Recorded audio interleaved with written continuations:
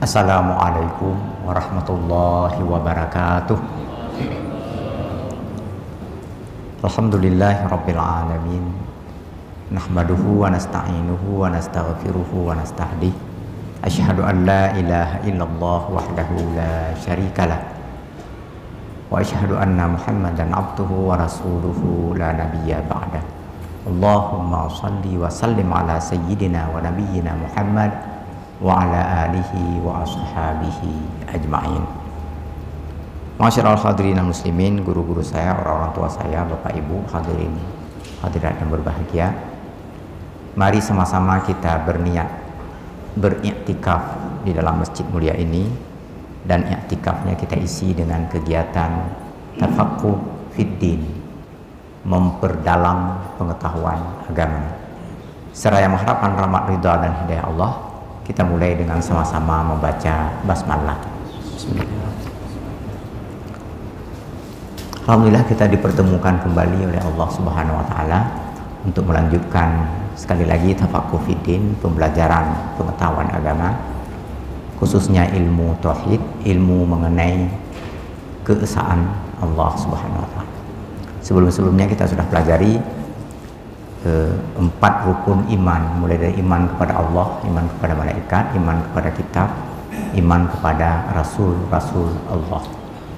Kemudian kita juga sudah memulai dulu 2 tahun yang lalu, itu iman kepada hari akhirat, rukun iman yang kelima, dan kita sudah memilih kitab yang akan kita gunakan adalah Nihayatul Alam. Ini kitabnya, ini 1/4 dari kitab itu saya print. Ada 3/4 lagi yang belum saya print. Teringat tebal sekali, jadi saya print dulu sebagian. Oh enggak, sepertiga. Ditulis oleh Syekh Dr. Muhammad Al-Arifi, dosen ilmu akidah dan perbandingan agama di University Suriah, Damaskus. Bapak Ibu yang berbahagia, kata beliau di dalam kitab ini, tanda kiamat itu pada dasarnya ada 2. Secara umum tanda kiamat itu ada 2. Yang pertama tanda kecil, yang kedua tanda besar. Tanda kecil maksudnya tanda yang antara terjadinya tanda tersebut dengan hari kiamat itu masih jauh. Sedangkan tanda besar adalah tanda yang beriring antara satu sama lain lalu berlanjut kepada terjadinya hari kiamat. Lalu beliau membagi lagi yang tanda-tanda kecil itu terbagi 2 lagi. Yang pertama adalah tanda-tanda jauh yang sudah terjadi, dan yang kedua tanda-tanda menengah, sedang dan akan terjadi. Tanda-tanda jauh sudah terjadi dan diakui terutama oleh asar sahabat Rasulullah SAW.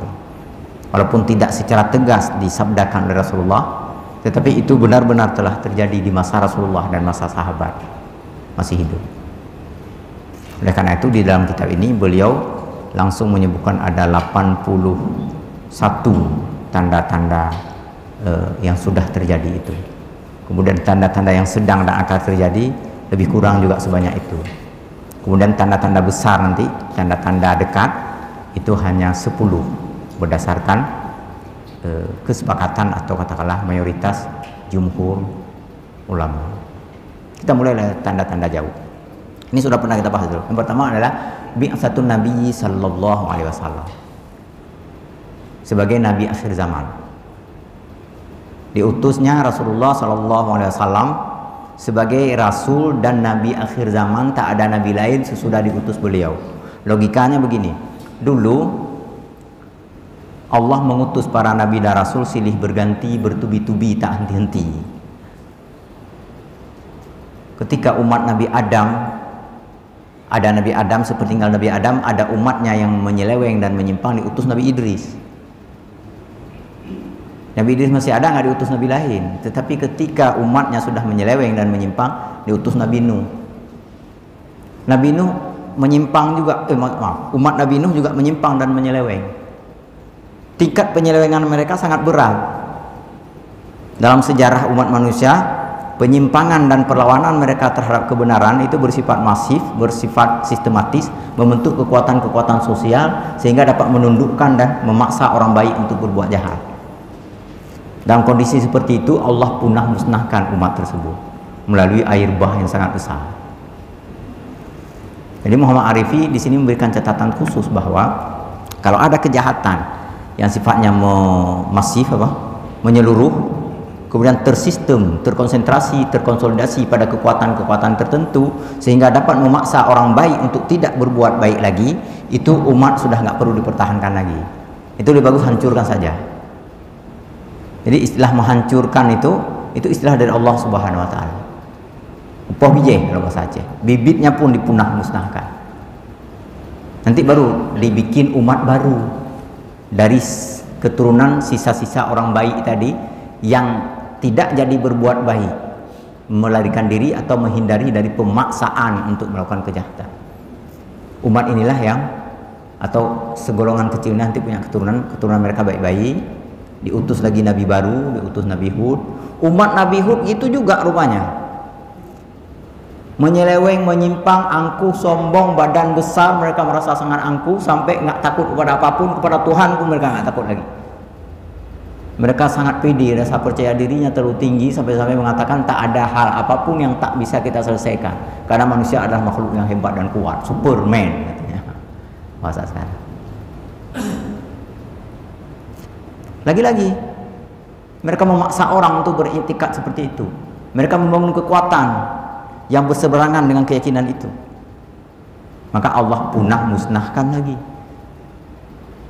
Udah kita bahas dulu mungkin 3 tahun yang lalu, memusnahkan kaum Nabi Hud itu sangat sederhana dengan angin dingin. Coba bayangkan, mereka badan besar-besar, tenaga kuat-kuat, nggak ada binatang apapun yang nggak sanggup mereka patahkan lehernya.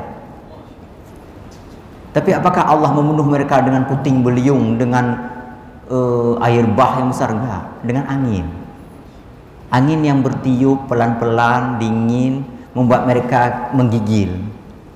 Lama-lama mati. Coba bayangkan. Ini rahasia Allah yang sangat agung, kata Muhammad Arifi, betapa Allah bisa saja menundukkan orang-orang yang sangat agung dengan cara-cara yang sangat kecil dan sederhana. Satu di antaranya adalah umat Nabi. Banyak lagi kaum-kaum yang lain setelah itu. Dan seterusnya, nggak mungkin kita bahas semua, mungkin kita ulang semua. Intinya adalah bahwa ketika umat menyimpang, ketika umat menyeleweng, diutus Nabi baru. Ketika penyelewengan dan penyimpangannya terlalu berat sampai berani melawan Nabi dan Rasul, maka umat itu dimusnahkan. Sampai diutusnya Nabi Muhammad. Ketika umat Nabi Muhammad menyeleweng dan menyimpang, Allah nggak utus Nabi baru, karena Nabi Muhammad Rasul akhir zaman. Apa juga paling-paling para pendai, para pendakwah, para ulama, para guru, para ustadz untuk mengingatkan kembali umat agar kembali kepada kebaikan dan kebenaran. Tetapi kalau mereka melakukan penyelewengan dan penyimpangan yang terlalu masif, sistematis, tadi terkonsentrasi, terkonsolidasi, memiliki kekuatan-kekuatan yang dapat memaksa orang baik untuk berbuat jahat, maka Allah tak akan sisakan lagi penduduk di bumi ini. Nggak ada umat lagi, nggak ada nabi lagi. Itulah yang disebut dengan kiamat. Inilah yang disebut dengan tanda pertama hari kiamat adalah diutusnya Rasulullah Nabi Muhammad SAW sebagai nabi dan rasul akhir zaman. Artinya seperti apapun penyelewengan yang terjadi, nggak ada lagi nabi baru. Makin banyak kejahatan dilakukan oleh manusia, makin pendek usia alam semesta ini. Jadi kalau ada rencana memperpanjang usia alam semesta, sama-sama lah kita mengajak orang berbuat baik. Kalau enggak tinggal segini lagi, sabah syak tu, si adik kabih nyanyi. Kalau terlalu banyak orang melakukan kejahatan dan keburukan. Ini nomor yang pertama. Kemudian yang kedua, di dalam kitab ini disebutkan adalah wafatu Nabiyina Muhammad SAW. Ini beriringan dengan nomor 1 tadi. Kalau tadi nomor 1 diutusnya Nabi Muhammad sebagai nabi dan rasul akhir zaman, yang kedua wafatnya beliau. Beliau bukan manusia panjang usia kan, bukan manusia yang hidup baka kekal selamanya. Ada masa untuk berdakwah. Setelah beliau berdakwah, diharapkan dakwahnya itu dilanjutkan oleh para murid beliau, generasi yang telah ditempa dan dididik oleh beliau. Lalu beliau diwafatkan. Kalau beliau sudah wafat, nah itulah, nggak ada lagi nabi lain. Kalau murid-murid beliau nanti nggak mau lagi berdakwah, nggak ada jalan lain kecuali diremukkan alam semesta ini. Kemudian yang ketiga, ini sudah pernah kita baca dulu sebenarnya.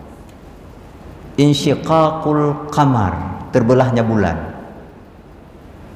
Di dalam salah satu ayat Al-Quran surah Al-Qiyamah, Allah berfirman, iqtarabatis sa'atu wa insyaqqal qamar. Kiamat itu sudah dekat ketika bulan terbelah. Dalam sebuah hadis riwayat Bukhari, orang-orang kafir Mekah sempat menantang Rasulullah, kalau betul engkau sebagai seorang rasul Tuhan, sebagai seorang utusan Allah, coba belah bulan itu. Di hadapan para pemuka Quraisy, di hadapan para orang-orang hebat waktu itu. Nabi Muhammad bergetar memohon doa ini kepada Allah. Takut. Lalu beliau naik ke Jabal Qubis. Itu ada satu gunung nggak terlalu tinggi dekat Al-Haram, dekat Masjidil Haram. Dari situ beliau tunjuk ke bulan itu sambil mengatakan, ya Allah, jika tantangan ini benar dan baik buat mereka, kabulkanlah ya Allah. Dan jika tantangan ini tidak baik bagi mereka, jangan kabulkan permintaan ini. Bukan kayak doa kita kan, kalau doa kita, ya Allah bikin berhasil lah ini biar nampak hebat lah di depan, kan gitu kita kan. Kita lomba lari aja minta, ya Allah menangkan saya ya Allah, apapun ceritanya menang dan menang kan gitu kita. Kita egois sekali kalau berdoa. Tapi nggak apa-apa, boleh. Cuma kita coba ambil pelajaran dari sini. Bukan untuk menang-menangan kata Rasulullah. Jika ini nanti baik bagi mereka, memperkaya wawasan dan spiritual mereka, kabulkan ya Allah. Lalu Rasulullah menunjukkan tangannya. Bulan pun terbelah atas izin Allah.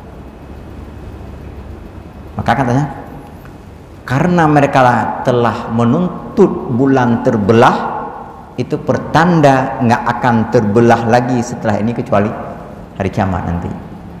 Idas sama'u insyaqqat wa adinat li rabbiha wa huqqat wa idal ardu muddat. Kan? Cerita bulan terbelah, langit pecah. Idas sama'u fatarat wa idal kawakibun tasarat. Hanya sekali lagi nanti, nggak ada lagi duanya. Kenapa? Karena sudah diminta sekali oleh orang-orang Quraisy. Ini nomor 3. Ini nggak saya baca semua, karena dulu sudah pernah kita bahas sekitar 5 atau 10. Kemudian yang selanjutnya adalah inqiradus sahabati al-kiram salawatullah alaihim. Inqirad artinya para sahabat telah berguguran, telah habis usia mereka berkiprah. Ini ada 2 makna ini. Makna yang pertama adalah sahabat-sahabat terdekat Rasulullah, ada Abu Bakar, Umar, Utsman, Ali. Keempat-empatnya sebagai pengawal ajaran dan misi kerasulan Nabi Muhammad itu telah berpulang. Tidak ada lagi yang tersisa. Maka orang-orang yang muncul di generasi sesudah itu berbeda tingkat tanggung jawab untuk mengamalkan Islam, untuk membuat agama Islam berkesinambungan, itu berbeda dengan 4 sahabat ini.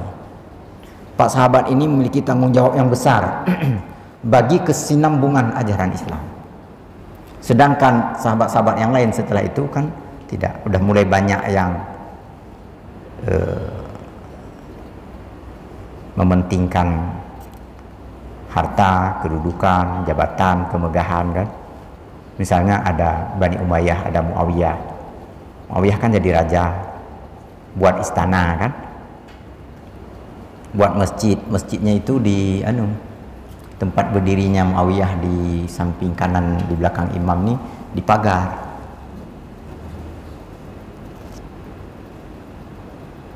Dipagar besi supaya apa? Supaya tidak dipotong lehernya dari belakang oleh orang yang sewaktu-waktu datang. Dijaga, dikawal. Ajudan 2 orang selalu ada bersama Muawiyah. Ini pertanda apa? Ini pertanda udah mulai gemar hidup mewah kan?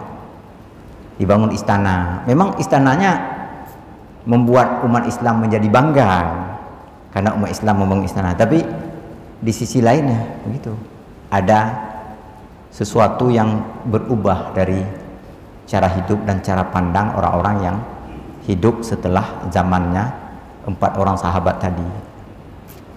Sebagai bandingannya gini Bapak Ibu, Utsman bin Affan itu ketika meninggal memiliki kekayaan menurut Ustadz Hadi Hidayat dalam ceramahnya itu, kalau di total rupiahkan sekitar 19 triliun. 19 triliun kekayaan umat Utsman bin Affan, di mana beliau setiap tahun itu berkurban 100 ekor sapi sebelum beliau meninggal. Apa ada di NKRI ini yang berkurban 100 ekor sapi setiap tahun? Pak Jokowi berapa kurbannya?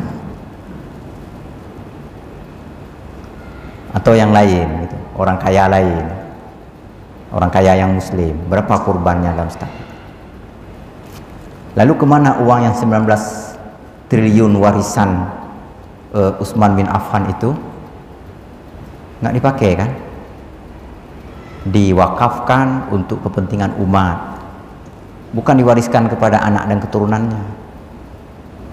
Beberapa hotel di Madinah itu milik Utsman bin Affan atas dasar wakaf.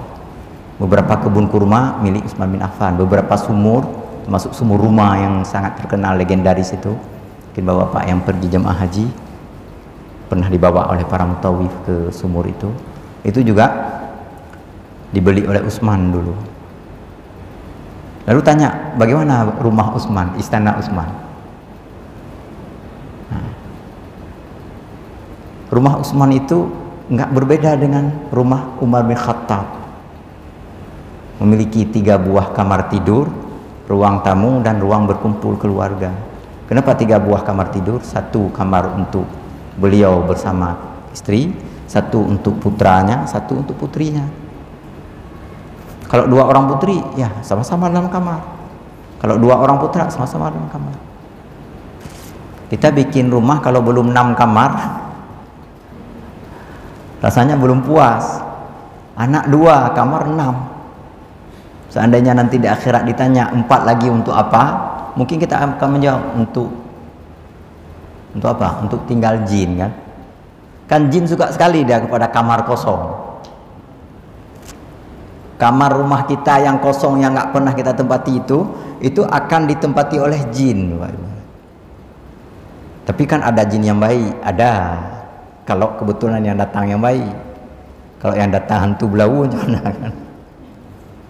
Soalnya nggak semua baik kan? Bercampur-campur jin itu. Yang masuk ke rumah kita apa yang baik, apa yang nggak baik. Dan biasanya yang baik-baik itu nggak usil dia. Dia cari rumah sendiri, buat rumah sendiri, ngapain ke rumah kita? Takutnya yang nggak baik itu yang tinggal di rumah kita. Jadi untuk apa rumah kita buat? Kadang-kadang untuk jin, kadang-kadang gitu kan. Tapi ada alasan lain mungkin nanti, karena kita tinggal di rantau, ada orang dari kampung bisa nginap sesekali. Cuma itulah, jangan dibiarkan kamar kosong terlalu lama gitu.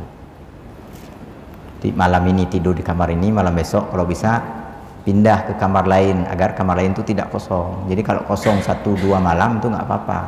Tapi kalau kosong sampai 1 tahun, nah itu jin yang tempati. Baik, kita kembali ke Utsman. Muawiyah itu ketika meninggal kan nggak kaya, maksudnya nggak sekaya Utsman kan. Sebelum menjadi khalifah juga nggak kaya Muawiyah itu. Tapi cara hidupnya kan mewah. Ada ajudan terus menerus 2 orang, kemudian salat pun di dalam kerangkeng yang dibikin memakai baju besi. Itu pertanda apa? Pertanda udah mulai banyak kepentingan.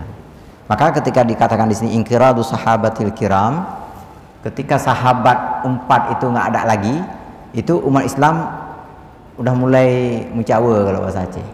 Nggak lagi komit, nggak lagi istiqamah. Walaupun ada nanti 1-2, tetapi tidak secara totalitas, tidak secara umum lagi. Nanti kita buat pembenaran-pembenaran. Ustadz kan boleh juga kaya, kiai kan boleh. Itulah kita buat pembenaran semua. Ketika kita buat pembenaran, entah betul benar entah enggak. Jadi kembali, Abdurrahman bin Auf udah pernah juga kita sebutkan dulu di sini. Itu bagaimana kekayaannya itu sampai-sampai dalam perang Badar, Abdurrahman bin Auf itu menginfakkan hartanya itu sekitar 9 miliar untuk 1 kali perang. Di perang Uhud itu menginfakkan hartanya itu 2 kali lipat daripada itu, berarti 18 miliar. Kita 18.000 paling-paling. Datang orang Palestina minta sumbangan kan. Kita kasih paling-paling apa. Tapi kita memang nggak punya uang banyak. Tapi andai kata punya uang banyak pun sudah mulai berbeda tingkat pengamalan Islam daripada kalau dibandingkan dengan generasi para sahabat. Yang kedua, maksud daripada inqiradus sahabah ini adalah bahwa gaya hidup para sahabat itu nggak ada lagi. Kalau gaya hidup para sahabat nggak ada lagi di muka bumi, itu pertanda hari kiamat. Apa gaya hidup para sahabat? Gaya hidup para sahabat yang pertama yang sangat menonjol adalah mereka sangat khawatir, sangat cemas dengan akhirat mereka. Untuk dunia mereka nggak takut sedikit pun. Bapak Ibu pernah dengar kan kisah Abu Bakar menyumbang untuk perang Badar juga.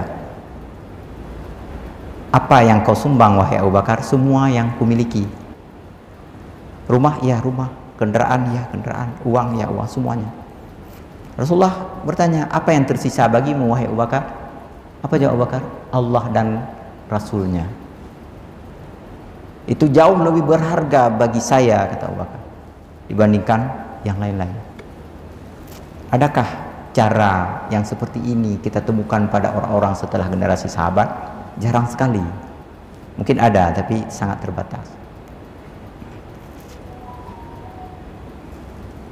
Kemudian sikap yang kedua, mereka sangat khawatir. Tadi khawatir mengenai akhirat. Yang kedua, sangat khawatir tentang syubhat.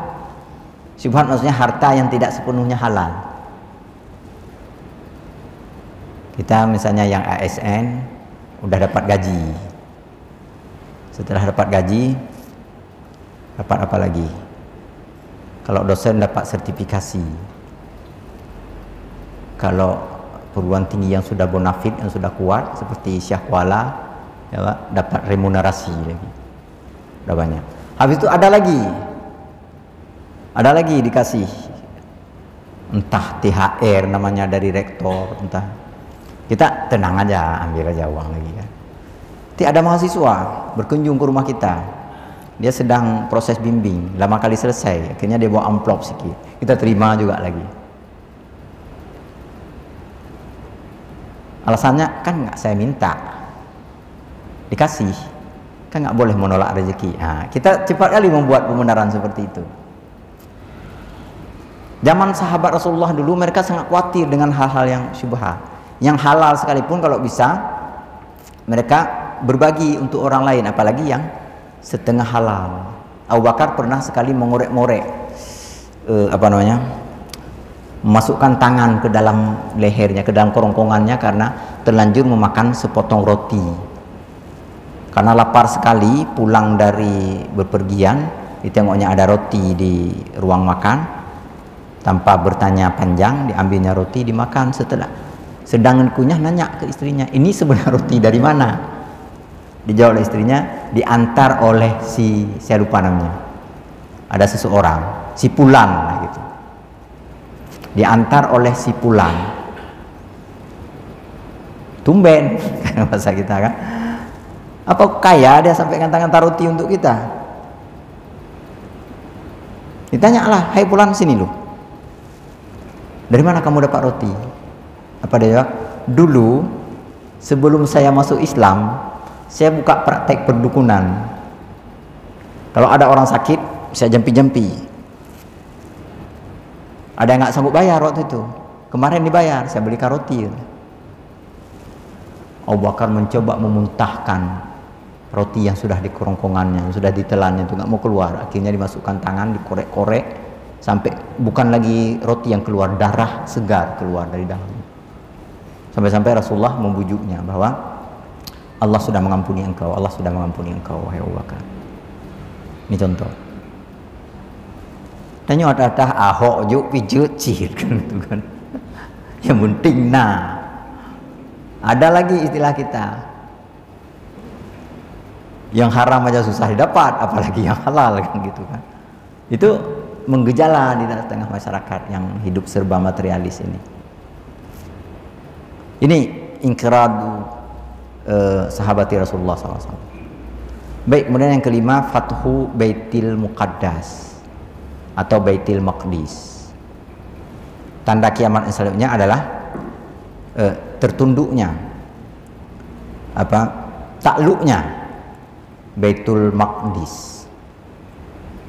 Baitul Maqdis ini sudah pernah ditunduk oleh Umar bin Khattab dulu ketika beliau menjadi khalifah. Pak Ibu pernah membaca sejarah yang sangat luar biasa waktu itu. Anggota pasukan atau anggota prajurit Umar bin Khattab bukan hanya dilatih bermain pedang, menembak, memanah, berkuda, tetapi juga disuruh membaca Al-Quran kan? Semalam suntuk. Suruh qiyamul lail semuanya. Suruh mengkhatam Quran. Semua prajurit harus mengkhatamkan Quran pada malam sebelum mereka berangkat perang. Kemudian mereka mendirikan qiyamul lail. Lalu Umar bin Khattab mengatakan bahwa yang kamu dapatkan tadi malam itu jauh lebih berharga, lebih bermakna, lebih mulia, lebih tinggi nilainya dari apapun yang akan kalian dapatkan esok atau lusa. Sekarang kita berperang. Jangan sampai yang sudah kalian dapatkan nanti hilang gara-gara perang. Benar. Karena Umar bin Khattab sebelum memimpin penyerangan ke Palestina sudah mengirim utusan, sudah mengirim mata-mata agen apa yang akan dilakukan oleh orang-orang Romawi yang menguasai Palestina. Orang-orang Romawi itu kan andalan mereka tiga. Yang pertama harta, yang kedua wanita, yang ketiga tahta. Kalau ada datang orang Islam ditawarkan terus, mau jadi gubernur, mau jadi bupati, mau jadi kecil misalnya kan. Nah, udah.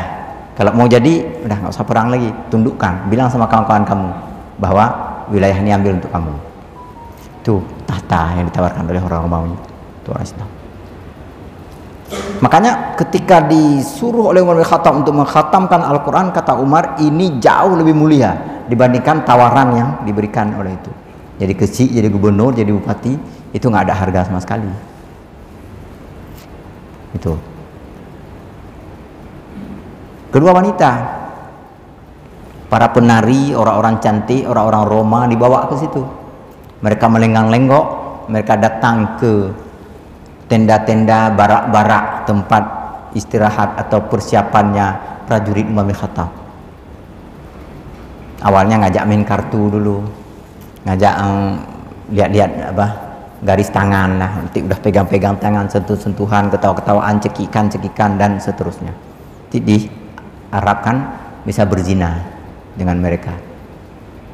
Ini pun mereka gagal.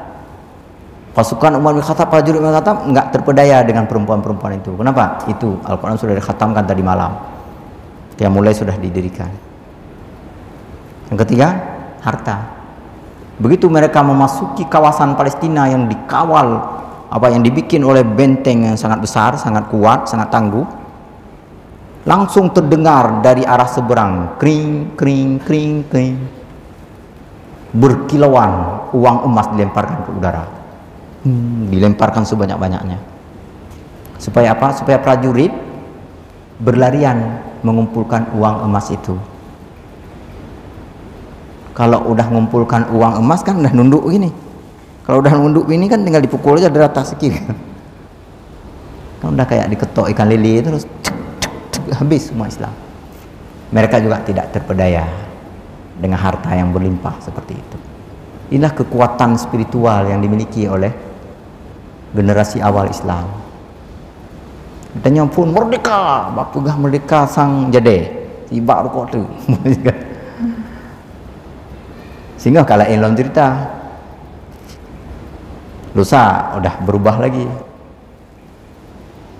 Maksudnya tingkat konsistensi, tingkat keistiqamahan generasi kita ini memang sangat rendah.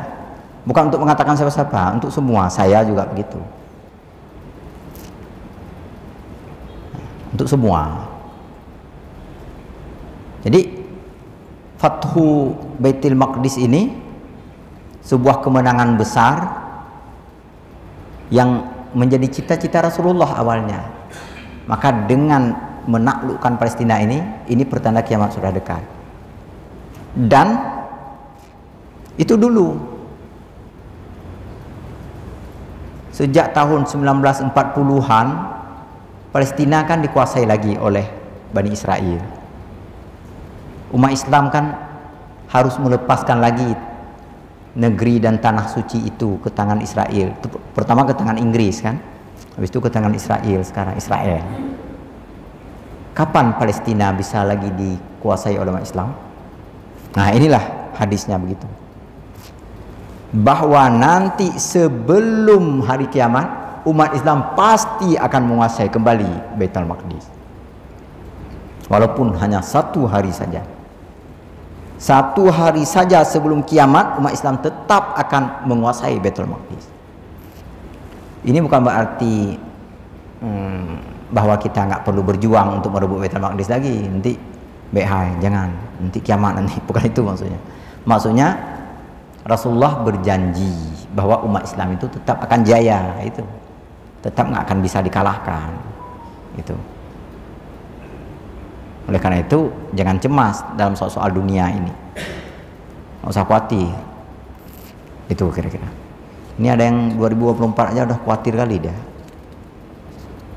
Oleh hana sapu. Kemudian yang keenam, mautanu kaqa'asil ghanam. Kata Rasulullah, nanti ada satu masa sebelum hari kiamat itu orang mati banyak sekali jumlahnya. Ibarat kambing kena penyakit wabah. Di sini udah terdengar orang mati, di sana udah orang mati lagi. Nggak ada sakit, nggak ada berita, nggak ada info, tiba-tiba udah banyak orang meninggal. Mautanu kaqa'asil ghanam. Di Arab itu ada wabah penyakit kambing yang sekali terjadi wabah itu di mana-mana kambing mengalami kematian. Jadi sebelum hari kiamat nanti akan ada seperti itu.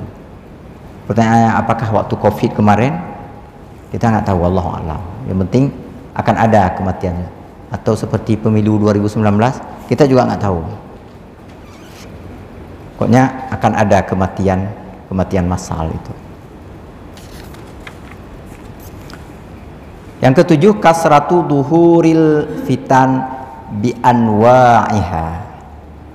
Banyak terjadi peperangan, bermacam model perangnya, berbagai motif terjadi peperangan. Kalau di Palestina, karena negeri Palestina direbut orang kan, direbut Israel, wajar perang. Kalau di Rohingya, karena pemerintah komunis menyiksa orang Islam, wajar perang.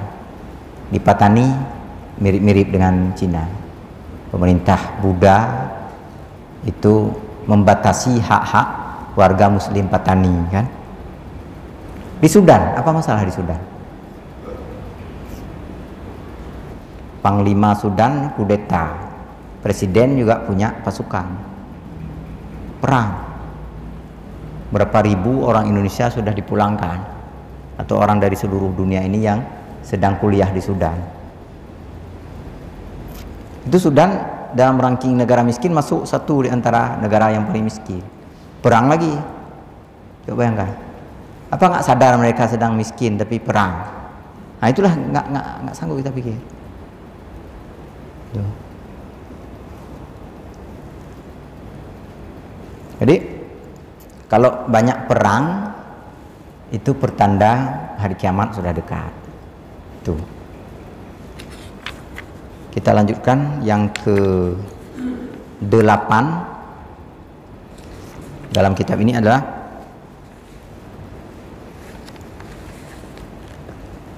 Ini semakin banyak benda-benda langit selain bulan dan bintang. Tentu saja karena perkembangan teknologi ini, tapi sudah diprediksi oleh Rasulullah SAW bahwa di akhir zaman nanti di langit kalian tidak hanya melihat bulan dan bintang, tetapi juga melihat benda-benda lain yang bercahaya. Ada planet, ada satelit, ada entah apa lagi sekarang kan. Saya nggak mampu menjelaskan hal ini. Mungkin orang-orang yang mendalami ilmu ini. Itu sampah angkasa sekarang ini banyak sekali kan? Di luar angkasa sana. Jadi yang kita lihat sekarang berkedip-kedip itu mungkin 20 atau 30 tahun lalu nggak ada itu. Jadi itu bintang buatan lah kalau bahasanya. Tapi bukan membuat bintang, membuat semacam peralatan yang peralatan itu dapat mendeteksi atau merekam lah. Merekam tidak tahu kita pakai googling sekarang mau nanya alamat rumah seseorang kan, dia tunjuk gitu. Dari mana dia tunjuk itulah dengan bantuan peralatan-peralatan canggih itu. Zaman Rasulullah handphone aja belum ada, telepon aja belum ada. Tapi beliau sudah memprediksikan nanti sebelum kiamat terjadi banyak bintang-bintang buatan akan terlihat di langit berkedap-kedip bercahaya. Jadi ini udah dekat nih.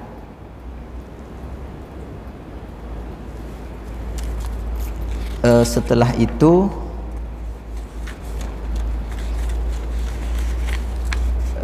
terjadinya perang saudara antara umat Islam. Sudan tadi perang saudara sesama umat Islam.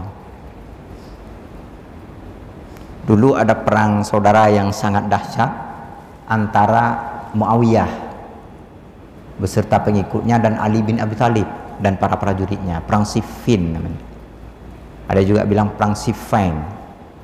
Siffin karena letak pusat pertempuran awalnya itu di sebuah desa namanya Siffin. Disebut Siffin karena dua kelompok pasukan yang saling menyerang nggak mau kalah. Ali mempertahankan idealismenya, Muawiyah juga mempertahankan pikiran dan pandangannya. Mereka pun berperang. Sama-sama orang Islam. Ini perang saudara. Semakin banyak perang saudara, itu pertanda hari kiamat sudah semakin dekat. Itu yang mau disampaikan di sini. Kemudian Duhurul Khawarij. Ini akibat dari perang Siffin tadi muncul kaum Khawarij. Khawarij ini kaum yang fanatik dalam memahami dan mengamalkan ajaran Islam. Begitu berbeda dengan dia, langsung dia bilang itu kafir. Sedikit saja berbeda dengan dia itu nggak sah. Jadi cara berpikir tekstual lalu hanya membenarkan dirinya dan kelompoknya sendiri, itu cara Khawarij. Asal usul Khawarij ini anggota prajurit Ali dulu dalam perang Siffin. Ketika Ali hendak berdamai, mereka enggan mengikuti saran perdamaian itu. Kata mereka perang terus. Tapi karena anggota pasukan lain lebih banyak yang menyarankan damai, nggak perlu perang sesama umat Islam, mereka yang tetap mendesak perang ini marah kepada Ali, keluar dari barisan, membuat kelompok sendiri, membuat fatwa. Fatwanya apa? Ali itu udah kafir. Kan hebat Ali. Kenapa kafir? Karena nerima perdamaian, nggak melanjutkan peperangan. Muawiyah juga udah kafir. Kemudian orang-orang yang terlibat dalam perdamaian ada Amr bin As, ada Abu Musa Asy'ari, itu semuanya udah kafir. Ditambah lagi semua orang Islam yang beda dengan kita kafir. Udah banyak kali kafir sama mereka. Sikit aja orang, kamu masuk neraka. Kayak dia aja yang bikin neraka itu kan. Nah, itu Khawarij. Dan gejala Khawarij itu akan muncul di akhir zaman. Sebelum hari kiamat terjadi, itu idealisme apa namanya? Ideologi Khawarij itu akan muncul di banyak sisi, di banyak tempat. Tipologinya itu tadi, tandanya itu tadi, bertipologi menyalahkan amalan orang lain. Kalau ada orang lain yang sedikit saja berbeda dengan yang dia ketahui, udah salah terus. Jadi cara membendung perkembangan aliran Khawarij bukan mendebat mereka, tetapi memberikan edukasi kepada masyarakat, memberikan pembelajaran. Kita belajar tauhid yang luas, kitab-kitab yang banyak. Belajar fikih juga begitu, kitab-kitab yang banyak. Belajar apalagi akhlak, tafsir. Dibaca kitab-kitab yang berbagai bagian dari kitab itu kita baca supaya umat menyimak, mendengar uraian-uraian dari para penulis, para ulama yang menulis kitab-kitab tersebut. Nah, ini caranya supaya jangan sedikit aja beda dengan orang, udah ini masuk neraka, ini khawarij, ini sesat, ini kafir. Termasuk misi kita dalam ilmu tauhid itu. Ilmu tauhid itu kan untuk mengesahkan Allah. Selagi seseorang mengakui keesaan Allah, itu adalah saudara kita, itu adalah sahabat kita. Tapi nggak sempurna, ya memang banyak yang nggak sempurna. Cuma jangan kita klaim bahwa dia udah masuk neraka, karena neraka bukan buatan kita. Bukan kita yang berhak mengklaim orang.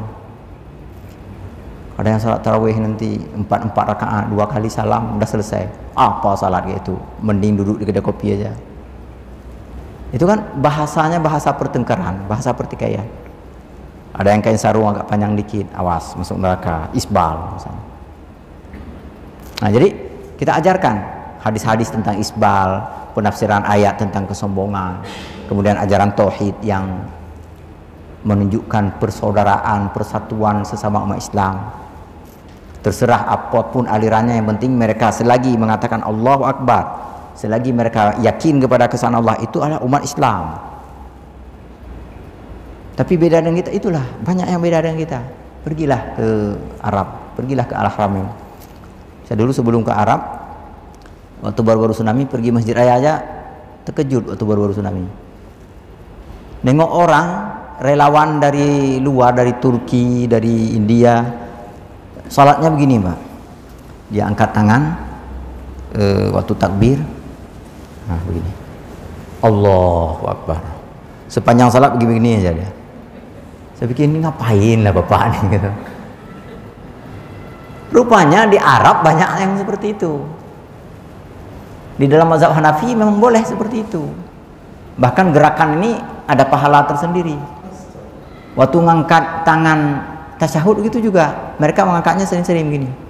Asyhadu an la ilaha illallah. Sejak at-tahiyyatu barakatuh salawatu thayyibatu lillah. Assalamu alayka ayyuhan nabiyyu. Mereka enggak. Jadi dengan mengangkat ini lebih sempurna menurut keyakinan mereka. Jangan kita bilang, jangan pula kita pegang. Jangan. Yang kita pelajari dari guru kita, sekali aja asyhadu an la ilaha illallah, kan udah cukup. Kemudian ada juga yang nggak ngangkat sama sekali, dia begini aja terus menerus, sejak dari awal dia tunjuk begini sampai selesai tahiyat begini. Makanya waktu baru tsunami saya agak sedikit bingung melihat orang salat di Masjid Raya. Nah, ada yang goyang-goyang, ada yang lurus saja itu, ada yang letaknya kemari, ada yang ke bawah, ada yang ke sini, ada yang lebih ke bawah lagi. Itu semua orang Islam itu. Jangan anggap ini yang letak di sini masuk neraka, yang betul adalah kayak gini, kayak saya. Jangan. Jadi kalau kita yakin yang betul seperti yang kita lakukan, udah lakukan terus. Jangan menganggap orang lain salah gitu maksudnya. Oke, Duhurul Khawarij. Kemudian yang ke-11. Nah, ini mungkin ya, kita baca nanti secara lebih detail. Khuruju ad'iya'in nubuwatid dajjalinal kazzabina. Ini belum pernah kita bahas. Di antara tanda kiamat selanjutnya adalah munculnya nabi-nabi palsu, padahal mereka adalah para pembohong seperti Dajjal. Kita sambung pekan depan nanti. Ini kita baca semua hadis-hadisnya supaya kita kuasai secara detail. Ciri-ciri nabi palsu, siapa saja nabi palsu, bagaimana kiprah mereka dalam mempengaruhi umat untuk mempercayai ajaran palsu yang mereka bawa. InsyaAllah semoga Allah berikan kesempatan dan kesehatan kepada kita untuk ambil bagian di pekan selanjutnya.